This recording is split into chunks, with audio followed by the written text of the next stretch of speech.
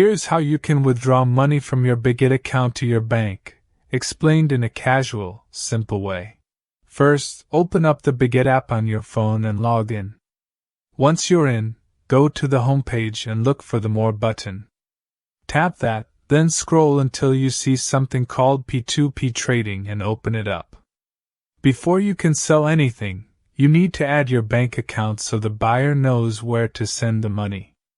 Tap the three dots in the top right, go to Payment Methods, hit Add, then choose Bank Transfer. Now just enter your bank name, account holder's name, and your account number. Once you've done that, save it. Now go back to the P2P section. By default, you'll land on the Buy page, but we want to sell, so tap over to the Sell tab. Pick the crypto you want to sell. USDT is the most common one.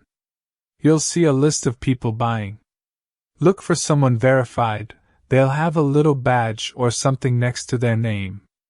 Once you pick someone, hit Sell next to their offer. Enter how much you want to sell, make sure your bank account is selected as the payment method, and confirm everything.